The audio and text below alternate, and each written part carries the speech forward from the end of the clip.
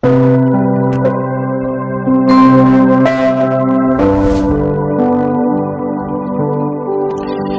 bom dia, meu querido irmão. Louvado seja Deus por mais esse dia muito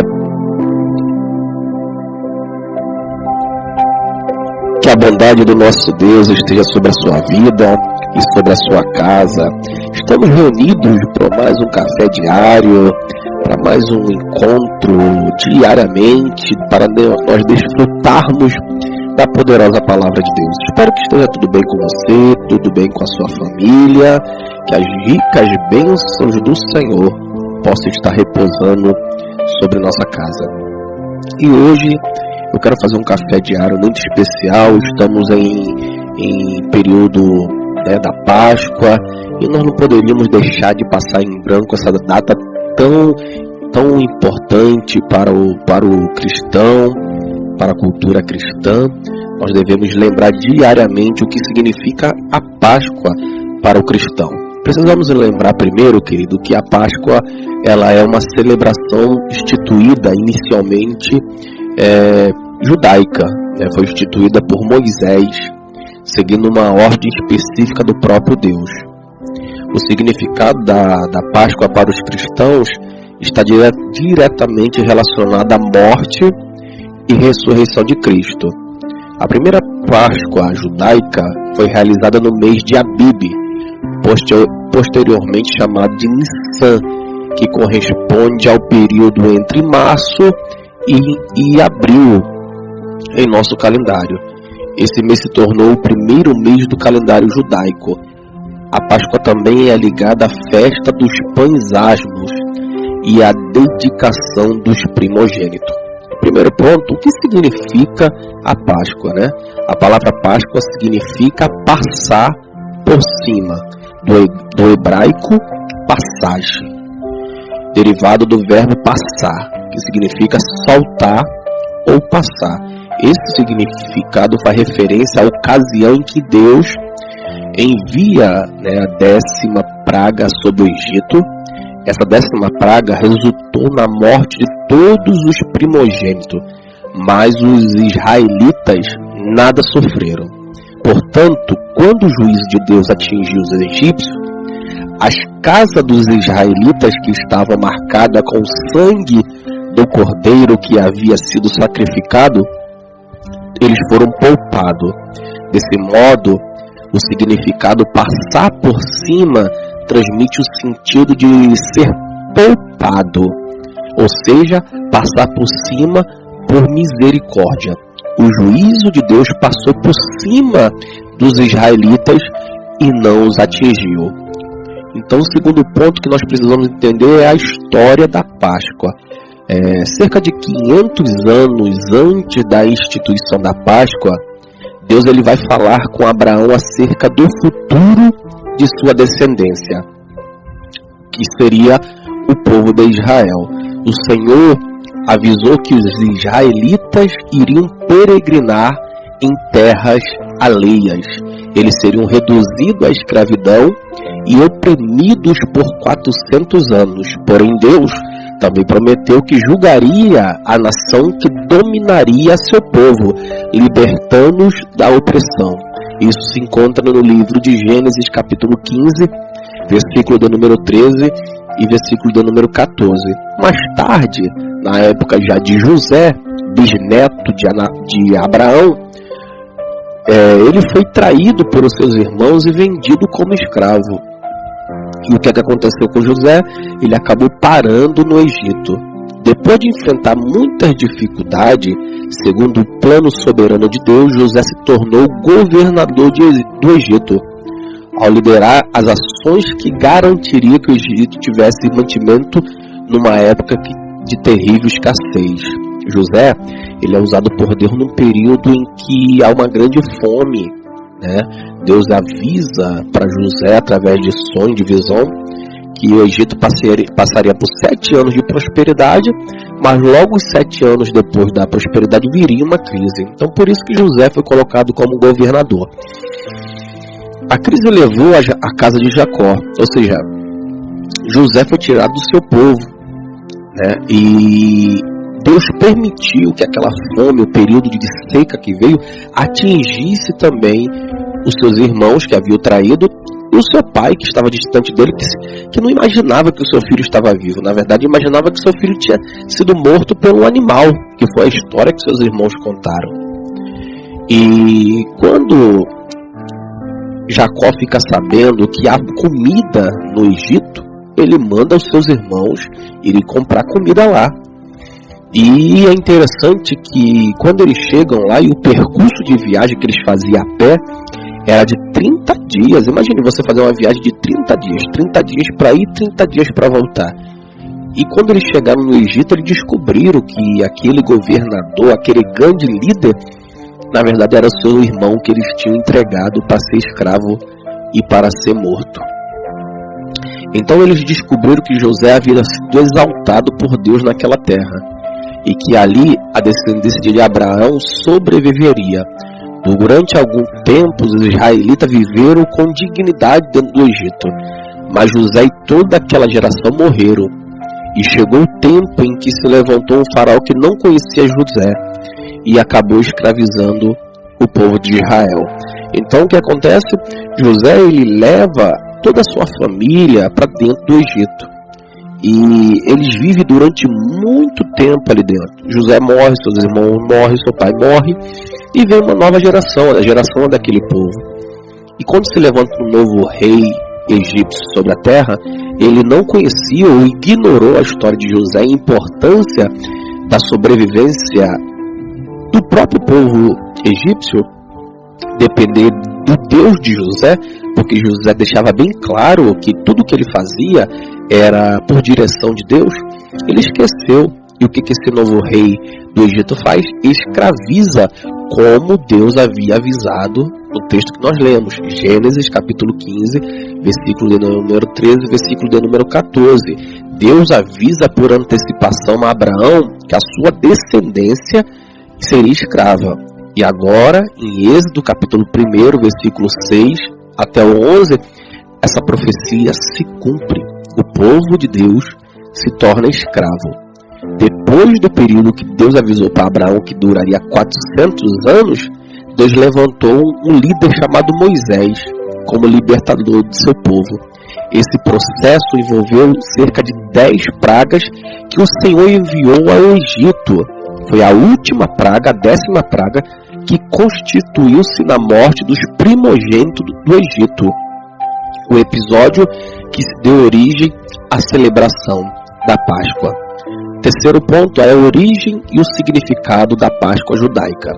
Quando Deus anunciou a 10ª praga, ele também deu instruções a Moisés de como os israelitas deveriam proceder. O Senhor ordenou que ele sacrificasse um cordeiro ou cabrito, macho, sem defeito, no 14º dia do mês de Abib, ou seja, o mês entre março e abril. E eles pegariam desse sangue desse animal e passariam nas laterais da porta da entrada da sua casa. E esse símbolo significava que quando Deus mandasse o juízo sobre a terra do Egito, Deus passaria e na casa que ele visse a marca do sangue, não viria punição sobre aquela casa. Ou seja, Deus não entraria e iria trazer juízo sobre aquela casa, morte sobre aquela casa. Eles deveriam comer a carne do cordeiro assada no fogo, acompanhada de pães asmos e ervas amargas. Aqui podemos fazer as seguintes observações. Pães asmos eram pães de levedura, ou seja, sem fermento. Os pães asmos deveriam ser comidos como lembrança da pressa durante o Egito. Ervas amargas, essas ervas estavam diretamente associadas ao sofrimento e aflição dos tempos de escravidão. Em Lamentações capítulo 3, versículo 15. O Senhor também ordenou que eles comessem aquela refeição com pressa, já prontos para se retirarem do Egito. Êxodo capítulo 12, versículo 11. Quando o juízo de Deus atingiu a terra, morreram todos os primogênitos. desde os homens até os animais. Isso também significa a completa derrota dos deuses do Egito. O significado da Páscoa judaica está claramente registrado no livro de Êxodo quando lemos. O quinto ponto acerca da Páscoa que nós deveremos observar é o seguinte: a observância da Páscoa no decorrer da história dos hebreus.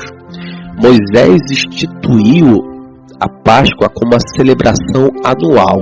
Assim, a Páscoa é a festa judaica mais antiga. Os judeus deveriam celebrar a Páscoa seguindo as regras básicas que foram determinadas no Pentateuco, Êxodo capítulo 12, Levítico capítulo 23 e Deuteronômio capítulo 16. Assim como a primeira Páscoa ainda no Egito, a festa anual era comemorada no crepúsculo do 14º dia do primeiro mês, seguida de 7 dias consecutivos, do 15º ao 21º dia, denominados como Festa dos Pães Asmos. O cordeiro macho e sem defeito de até um ano que seria sacrificado era preparado do rebanho por cada família no 10º dia do primeiro mês e guardado até o 14º dia. O animal deveria ser assado inteiro e sem nenhum osso, e que nenhum osso dele fosse quebrado. O animal tinha que ser comido muito rapidamente, com as ervas amargas e os pães amargos. Os judeus também deveriam comer do cordeiro com trajes de viagem, para que a saída à pressa do Egito fosse celebrada. As sobras do cordeiro não era permitido aproveitá-las no dia seguinte, ou seja, eles deveriam comer. O que sobrasse daquela refeição não poderiam levar na viagem, eles tinham que queimar, tinham que tornar tudo cinza. Não dá para comer, tá todo mundo cheio, queimava o animal. Durante a celebração da Páscoa, o chefe de família explicava o seguinte ritual às crianças. Depois também foi instituído uma segunda Páscoa, um mês depois, para beneficiar aqueles que não puderam participar da primeira Páscoa. Isso está registrado no livro de Números, capítulo 9, do verso 1 ao verso 14. Enquanto esteve peregrino no deserto, o povo de Israel não celebrou a Páscoa. Eles voltaram a celebrá-la apenas quando estava acampado em Gilgal, sob a liderança de Josué. Isso está registrado em Josué capítulo 5, versículo 10. Há também outras passagens bíblicas que fazem referência à celebração da Páscoa no Antigo Testamento. Segunda Crônicas, capítulo 30, do verso 1 ao verso 27. E também Segunda Crônicas, capítulo 35, do verso 1 ao verso 19. Nós vamos ver então agora, querido, a Páscoa na época de Jesus. Os evangelhos trazem várias passagens que relatam a celebração da Páscoa durante a vida de Jesus. Nosso Senhor era levado pelos seus pais a Jerusalém todos os anos para a festa da Páscoa. Lucas capítulo 2, versículo 41 vai falar isso. No Evangelho de João, por exemplo, encontramos pelo menos 4 referências à festa da Páscoa. João capítulo 2, versículo 13 e versículo 23, João capítulo 6, versículo 4, João capítulo 11, versículo 55, João capítulo 12, versículo 1, João capítulo 13, versículo 1, João 18, do 28 ao 39 e João 19, do versículo 14. Nessa época, o cordeiro era sacrificado na área do templo e seu sangue era lançado por um sacerdote sobre o altar. A refeição pascual podia ser comida em qualquer casa da cidade. Era comum os judeus se reunirem em grupos, e assim como o grupo de Jesus e seus discípulos, que se reunia no cenáculo, formando um tipo de unidade familiar. Por ocasião da Páscoa, acredita-se que entre 60 até 180 mil judeus compareciam a Jerusalém. Obviamente, a maioria deles eram formada por judeus de outras regiões, ou seja, judeus que viviam fora de Jerusalém. Os judeus não podiam participar da Páscoa Os gentios que não eram judeu, o povo que não era judeu, não podiam participar da Páscoa. Porém, os prosélitos que aceitassem satisfazer as condições exigidas para tal celebração podiam participar. Ou seja, eu não era judeu, não faço parte dos judeus, mas quero celebrar. Eu tenho que aceitar a cultura judaica, eu tenho que aceitar a fé judaica, eu tenho que aceitar os ensinamentos judaicos e assim eu poderei participar do ritual judaico. Amém? O significado da Páscoa para os cristãos, Jesus e a Páscoa. O profeta Isaías profetizou acerca do Messias, dizendo que, como um cordeiro, ele foi levado ao matadouro. Isaías 53, versículo 7. João Batista, falando acerca de Jesus, fez a importante declaração: eis aí o Cordeiro de Deus que tira o pecado do mundo. João capítulo 1, versículo de número 29. Jesus foi traído, preso e crucificado durante a festa da Páscoa em Jerusalém. Tudo isso ocorreu muito provavelmente numa sexta-feira, embora alguns defendam a quarta-feira. Considerando a sexta-feira como a melhor posição, então na quinta-feira à noite Jesus e seus discípulos comeram o Cordeiro Pascual em Jerusalém. Aquele foi a última ceia pascual, ou seja, a última ceia que Jesus fez com seus discípulos. Após aquele momento, ninguém mais deveria sacrificar um cordeiro e comê-lo com ervas amargas e pães asmos. O Cordeiro de Deus seria sacrificado. O Cordeiro de Deus seria sacrificado no sacrifício perfeito e definitivo, sem a necessidade de qualquer complemento. Ao invés de carne de cordeiro assado, das ervas amargas e dos pães asmos, nosso Senhor instituiu o pão e o vinho em memória dele. Ao comermos o pão, nós lembramos de seu corpo partido, e quando tomamos o cálice, nós lembramos do seu sangue derramado. A última Páscoa deu lugar à primeira ceia do Senhor, ou seja, a Páscoa passou a ser a ceia do Senhor. Também é interessante notarmos que a Páscoa apontava para o futuro, para a frente, era o símbolo do que haveria de vir. Já a ceia do Senhor aponta para o passado, para trás, como símbolo da promessa que se cumpriu. Os cristãos devem celebrar a Páscoa? Essa é a pergunta. A Páscoa é uma festa judaica, um símbolo que apontava para o sacrifício do Filho de Deus. Quando o Verbo se fez carne e habitou entre os homens, ele cumpriu definitivamente o significado que a Páscoa tipificava. A Páscoa era a sombra, Cristo é a realidade. Cristo, ele é a realidade, a Páscoa, ele é a sombra. Celebrar a Páscoa judaica é celebrar aquilo que era temporário, é voltar ao que é inferior. Expôs essa verdade, o escritor de Hebreus expôs essa verdade com o tema principal de sua epístola. Assim, Cristo é a nossa Páscoa perfeita.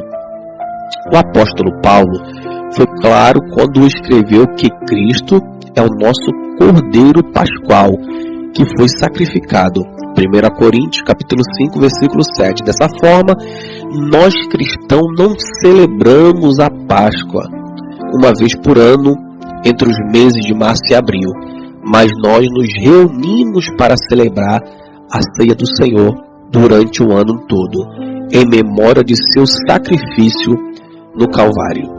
Ali seu sangue foi derramado, satisfazendo a justiça de Deus, impedindo que o seu povo fosse lançado em condenação eterna. Para nós, a Páscoa significa que, pelo mérito da obra de Cristo na cruz, a ira de Deus passou por cima das nossas vidas, pois nos umbrais de nossas portas, seu precioso sangue atestou que fomos justificados, e por isso, num determinado sentido, o cristão comemora a Páscoa. Ele não comemora a Páscoa, mas antes ele celebra a ceia do Senhor. Você lembra que eu contei aqui na leitura que lá no livro de Êxodo, eles passaram o sangue do cordeiro nas portas, e Deus iria passar por cima da casa deles. Se não tivesse a marca do sangue, eles seriam mortos. Mas quando tinha o sangue, o Senhor via e passava direto, apontando para o sangue de Jesus. Quando a justiça de Deus vem sobre a nossa vida para nos cobrar, e o sangue de Cristo está sobre a nossa vida, querido, a justiça de Deus, o castigo, a cobrança pelos pecados, Deus ele não nos pune, porque o sangue de Jesus está sobre a nossa vida.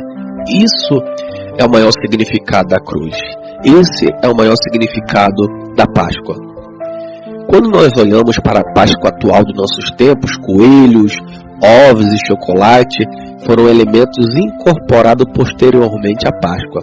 Geralmente, as pessoas defendem o uso de tais elementos, alegando que o ovo simboliza a nova vida e o coelho a fertilidade. Quanto ao chocolate, talvez a melhor explicação seja que é associada a outro dos elementos e ele é bom para o comércio. Você vê, o chocolate ele é docinho, muito gostoso. Eu gosto muito de chocolate. Gosto muito, seja época de Páscoa ou não, eu amo chocolate. Mas se você for ver a Páscoa mesmo original da Bíblia, iniciada pelos judeus, o que era? Ervas amargosas. Não tinha chocolate, era ervas amargosas. Seja como for, tais alimentos não possuem qualquer ligação com a Páscoa judaica ou com a ceia do Senhor. Infelizmente, em muitas igrejas, tais elementos são incorporados até mesmo num tipo de culto especial de Páscoa. Por outro lado, há aqueles que, na tentativa de desvencilhar das práticas populares, acabam cometendo outro erro, ao aderirem à prática da Páscoa judaica. Tem muita gente que diz assim, eu não comemoro a Páscoa com coelhinho, com chocolate, não. Eu comemoro a Páscoa bíblica, a Páscoa dos judeus. Também está errado. Porque a Páscoa do judeu apontava para o sacrifício de Jesus. Então o que nós vivemos hoje não é o tempo judaico, a gente vive o tempo de Cristo. Nós vivemos o tempo do sacrifício, da memória do que Jesus fez por nós. Então, querido, nós precisamos entender algo muito importante. Isso significa que em algumas igrejas, a Páscoa come-se cordeiro assado, pães asmos e ervas amargosas. Muitas pessoas tentando trazer a cultura judaica para o nosso tempo. Então, querido, essa é a palavra que eu queria deixar com você, essa reflexão acerca da Páscoa, para que você entenda, melhor do que comer peixe, não vou entrar nesse mérito, melhor do que comer chocolate, melhor do que ganhar amigo oculto, ganhar presente. Lembre-se do maior símbolo da Páscoa, que foi a morte e a ressurreição de Cristo pela minha e pela sua vida. E que você lembre que o sangue dele está sobre a minha vida e sobre a sua vida e sobre a sua casa.